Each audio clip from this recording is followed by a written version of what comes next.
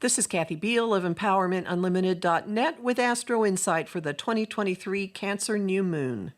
The new moon takes place on July 17th, 2023 at 11:31 a.m. Pacific Daylight Time, 2:31 p.m. Eastern Daylight Time, 6:31 p.m. Greenwich Mean Time, at 24 degrees Cancer, 56 minutes. The Cancer new moon is a soft, sweet, gushy moment, refreshing our relationship to nurturing, home, and family, but with a few twists. This sign is in the moon's natural home, where she is most comfortable and expressive. Emotions flow freely here and incline us to nest, to nurture, to fluff pillows, to bake cookies for loved ones, and nibble some for ourselves, of course, to kiss boo-boos, to tear up at songs and movies and commercials, and to stay within our own four walls.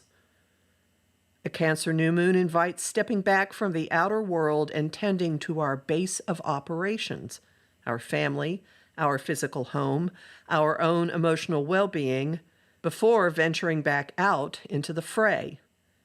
This year's model helps us find our emotional bearings amid the larger currents that are running through and reshaping the world. The twists in our relationship to nurturing home and family come from the moon's contacts to the three outermost planets. One twist: fresh starts could actually be a little unhinged from reality. Not necessarily bad or unpleasant, just be aware of it. Nostalgia, sentimentality, and escapism are flowing into them, courtesy of the unbroken flow of a trine from the moon to illusionist Neptune. This pairing heightens the potential for sweetness, softness, and kindness, which you can just as easily direct to your own self and your own base as to loved ones.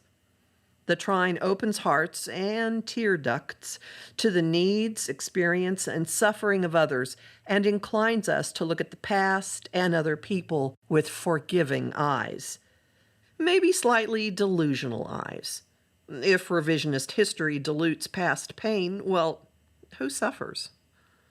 Another twist: we could be inspired, surprisingly or out of the blue, to shake up home circumstances and change situations to be more nurturing and supportive, starting with to you.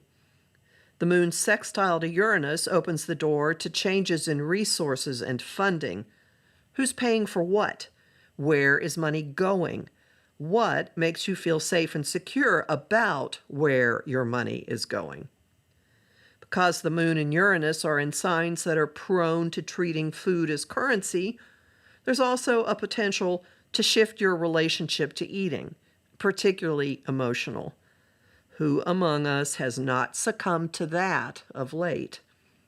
And the biggie: fresh starts are also taking into account a long, hard look at the deep-level change that we have felt powerless to prevent, that has uprooted traditions and rocked family structures and institutions. The moon is opposite Pluto, retrograde at the last degree of Capricorn, and occasioning more excavation, more deconstruction and demolition, more uncovering of rot and decay and cracks in foundations. The natural response to all that commotion is to pull back. Maybe hide as well. Look at what you can control and update and shore up the home front. How can you make it feel safer, more comfortable, more secure?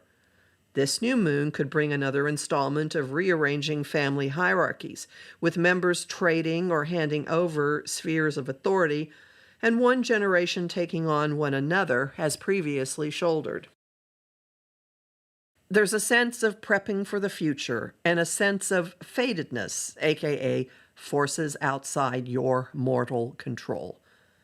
Adding to the discomfort of the view, Pluto is at the crux of a T-square from the nodes, at the last gasp of Taurus-Scorpio, the resource axis, before sliding into Aries-Libra, the relationship axis, shortly after the moon meets the sun.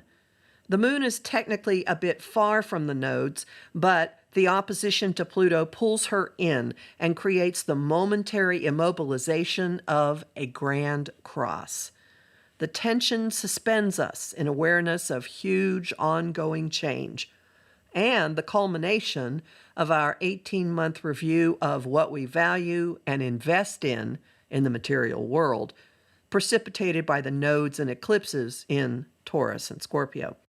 A shift in focus is coming any second, a shift toward self-actualization and less concern for impact on others.